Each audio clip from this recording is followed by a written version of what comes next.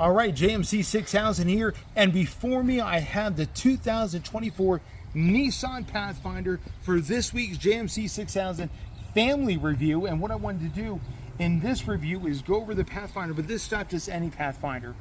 This is the Rock Creek Edition.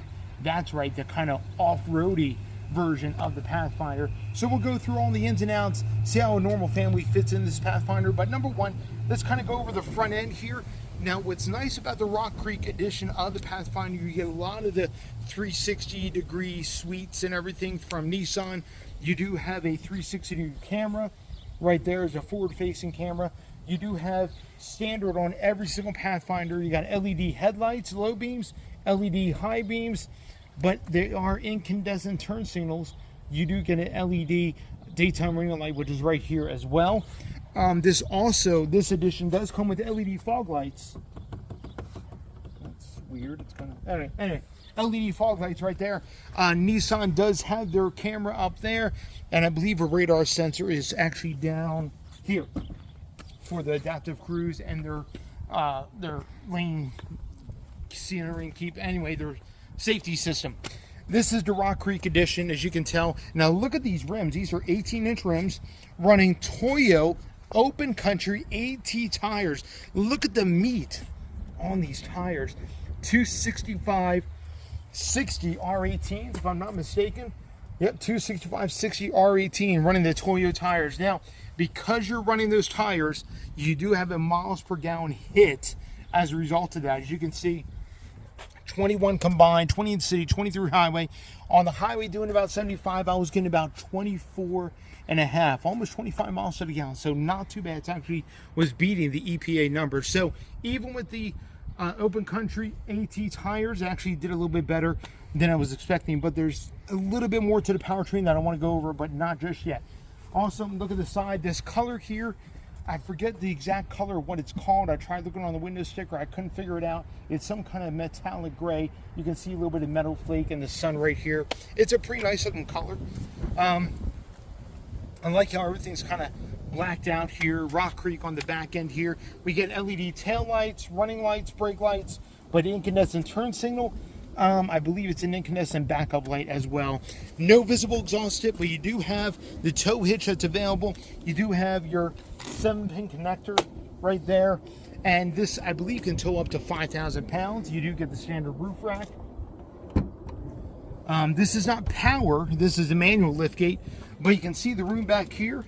You can see you got nice deep storage well under here. And then back in this corner, we have our jack. The spare tire is a donut spare, and it's underneath the vehicle. All right, these seats can fold down. We're not going to fold them down right now, but they are adjustable. So they can. There is some adjustment to the seats as well, which is really nice. All right, so let's close this up. Oh, I forgot to go over a price. Let's do that real quick. Okay, so the price of the Rock Creek, the trim starts at about $44,000, and then you add the they added the floor liners, the splash guard, the two-tone premium paint, where you get a black roof with the gray, and then you get the Rock Creek roof rack, which is $850 for that roof rack. Oh my goodness. Anyway, total MSRP on this guy is $46,730. From what I understand, they are taking discounts on the Pathfinders. You can probably get a couple grand off and probably get something like this for around $42,000, $43,000, even though the MSRP is almost $47,000. So let's go ahead and pop the hood, and then we're going to go inside and do the family portion of this review. Now, underneath the hood of the Pathfinder, we have, if I can get it open, we have Nissan's tried and true 3.5 liter V6 producing 295 horsepower, 270 pound-feet of torque. What I'm surprised at, usually Nissan has an engine cover over their engine, but this particular version does not. So you can actually see everything. You can actually see the intake. You can see the front part of the spark plugs right here. You add the oil right here. And I believe, where is it at? You check it.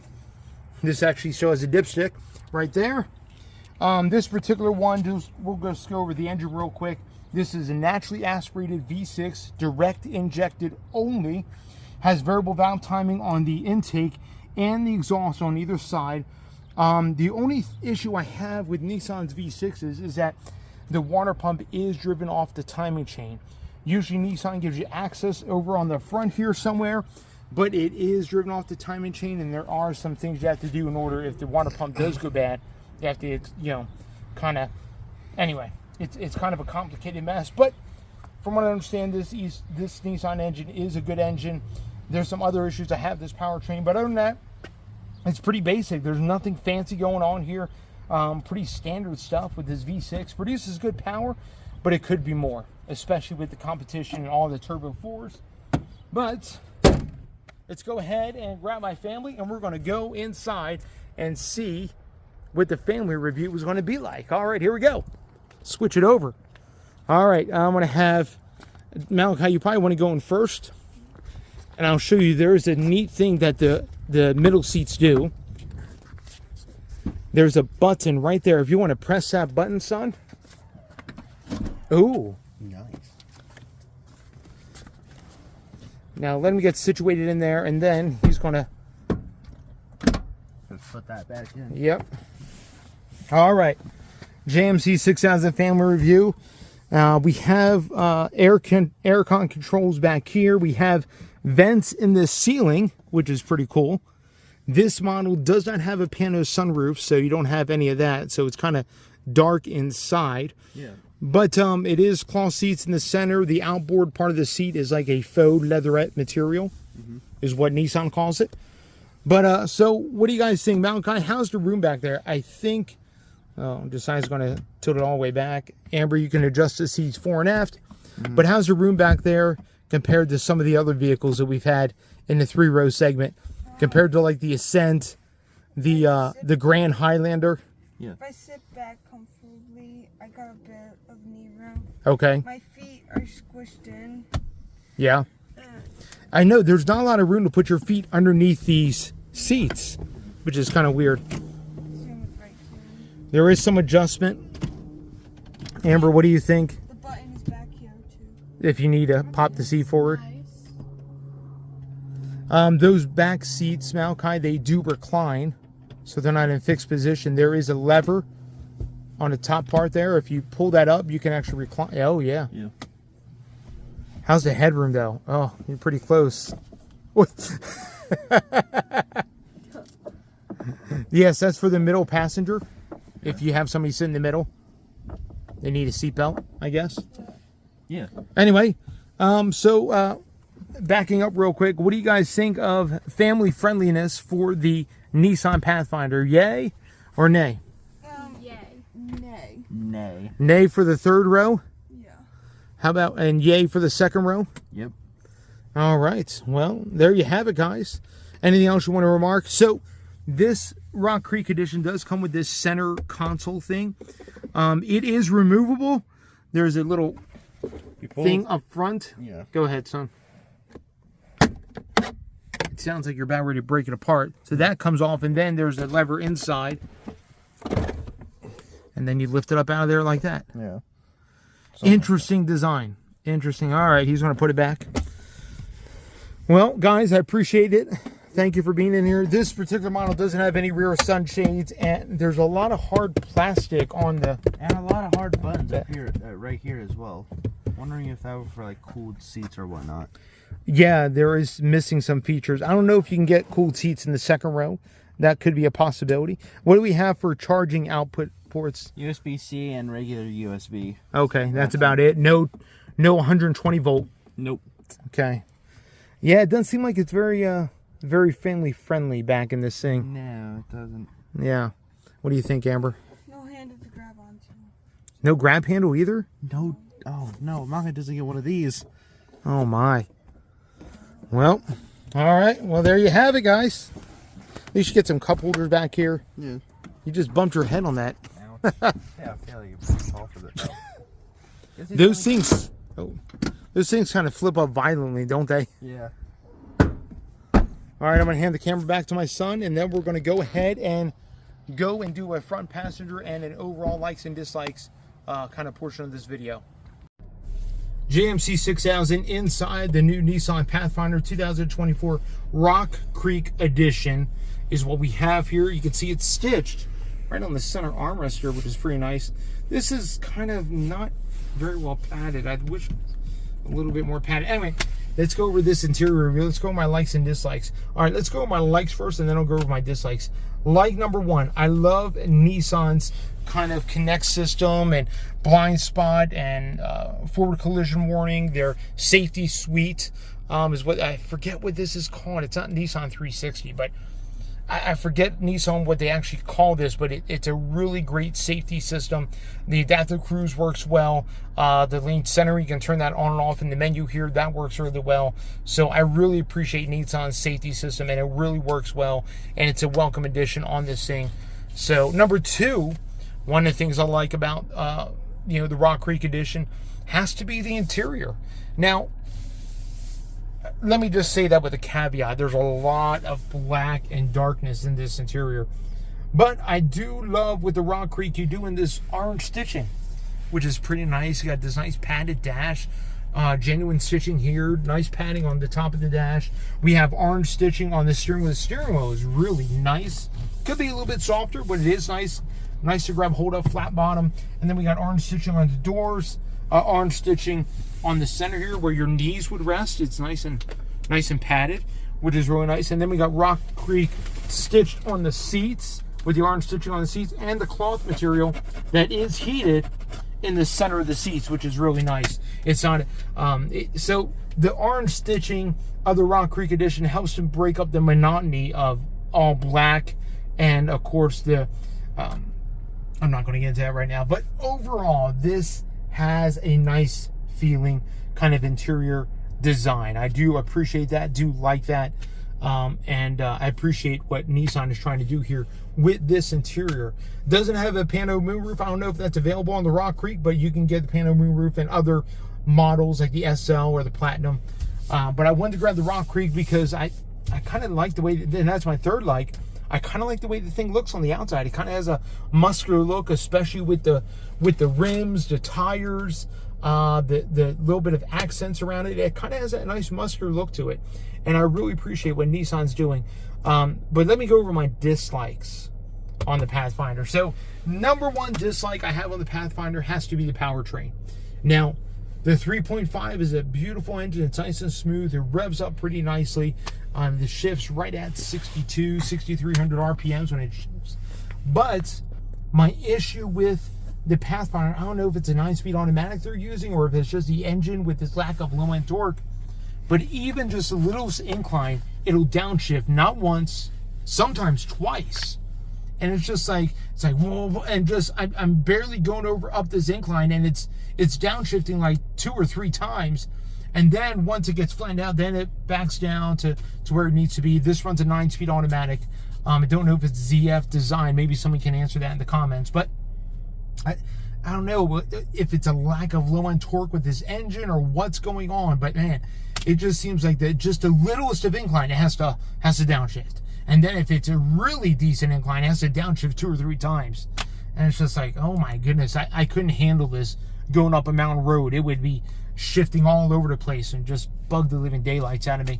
One of the nice things about turbo 4-cylinders is usually you have some nice mid to low end grunt where the transmission's not downshifting or upshifting constantly versus a naturally aspirated power plant. Now, this is kind of a rarity. Not many have a naturally aspirated power plant. If you want a naturally aspirated power plant, you got to choose this, the Pathfinder, or the Kia Telluride, or the Hyundai Palisade, or even the Honda Pilot. So, second dislike I have is Nissan's stupid, funky shifter thing. Everybody's trying to reinvent the shifter. This thing is kind of like, I don't know what they were trying to go for. You have to hit this center thing for park. You have to press a button on the side here, then slide it down for drive, and slide it up for... It just... Anyway, it's kind of weird and funky. I'm not a big fan of it. And then my final dislike for the Nissan Pathfinder, and this is for any Pathfinder, doesn't matter if it's Rock Creek, doesn't matter if it's a Platinum, is this head unit. Now, this head unit is a 9-inch head unit, has good resolution, but my issue with this head unit is it's not wireless Android Auto. In fact, it's wired. Now, from what I understand, it is a wireless connection for Apple CarPlay, so yay for the Apple users, but for the Android users, you're stuck with a wired USB-C connection. And you have to use a wire connection in order to do Android Auto. And I think the screen, especially in this day and age, I think Nissan could do with a bigger screen. You know what's in the Rogue I drove here earlier this year. It'd be nice to have that new Nissan Connect system with the Android-based system. It'd be nice to have that system in here versus this system. This system is old school. Nissan needs to retire it and just go with the new system across the board. And then also the gauges could be updated as well. I have analog on both and this is a better gauge system than what's in the Subaru, but they could update this whole gauge system as well. And it's a little bit old school. I mean, Nissan's been running this gauge kind of cluster design for the past 7 to 8 years. It's like, come on, Nissan, it's time to move on from this gauge center cluster. It's time to update it. So, and I believe it's updating some of their other vehicles, but it's time to do it for the Pathfinder as well. So those are my likes and dislikes. Let me get to the driving portion of this review, and I'll let you know what I feel about some different things about this. Appreciate you guys. Make sure you like, comment, subscribe. I'm going to do a couple more, looking to do a few more family reviews on 3-row SUVs. If you want to see a particular 3-row SUV, just let me know in the comment section. I'll make sure to see if I can snag one of those so we can do a family review on that. Appreciate you guys, and yeah, stay tuned for the driving portion of this review. All right, jmc6000 here, and driving the 2024 Nissan Pathfinder Rock Creek Edition. Going up my usual hill, going to increase my speed to 55 now. One of the things I wanted to say, again, kind of touching on the powertrain again, fuel mileage is not that bad considering it's a naturally aspirated V6 with the all-terrain tires, the Toyo Open Country AT tires. For the most part, I think the tires are pretty quiet. I haven't really heard a lot of resonance from the tires. I do get a slight resonance coming from the front of the vehicle, around 60 and above. It's kind of weird. It's almost like a low resonant hum. I don't know if it's from the tires or if it's something else. All right, climbing up the hill here, and it downshifted again.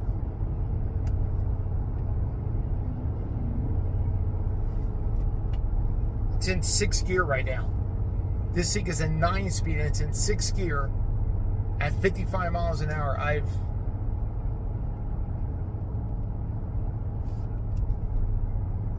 don't get it. I don't get it. And now I will say this, the 3.5 is nice and smooth. It's quiet. I really don't hear a lot of engine obtrusion or anything like that. But it feels like it lacks power. Like, I mean, it's just going a little bit above 2 grand going up this hill 55, but I just hate the downshifting, the upshifting, everything else. It's just, come on, pick a gear and stay in it. And I know it's got to find the right gear, the optimal gear and all that. I know, and I understand that. But now downshifted again. Now it's in 5th gear. So, anyway, that's just me. Other than that, I will say this about the ride. The ride is actually pretty nice, considering the all-terrain tires and everything else. It has a pretty good, smooth ride to it. I appreciate that. It's not going to be a canyon carver or anything like that, but other than that, it has a nice, smooth ride. One of the things I will say is that the radio in this thing is amazing. For the stock base radio, there's nothing fancy. It's just a regular Nissan radio. It's amazing. One of the key things to point out is that I feel like the air conditioner is always on. Even though I don't have the air conditioner button selected as far as it selected as being on, I feel like I'm always getting cold air. I don't get it. It's like almost 65 degrees outside, and it's always giving me cold air, even when it's on recirculate. And I don't have the AC selected. It's kind of weird. I got to turn the temperature up in order to feel not so cold blowing on me. Awesome. So overall thoughts, likes, and dislikes about this vehicle, and overall would I recommend it? I think there's better offerings out there for the money. if you like the styling, if you like the idea of the Rock Creek to go anywhere kind of capability, this does have quite a few drive modes. We didn't explore those, but it does have 1, 2, 3, 4, 5, 6, 7 drive modes plus a hill descent control. Pretty cool. But anyway, but I think there's better vehicles out there for the money. But if you can get a good deal on this thing, I would say do it. Do it. But other than that, I think for the money, there's probably better deals to be had. Awesome. You guys be blessed. Have a wonderful day, and we'll catch you on the next one. Again, like, comment, subscribe, hit the bell notification. I upload every single Wednesday morning and every single Saturday afternoon with James, your Garage Talk. Thank you. We'll catch you on the next one.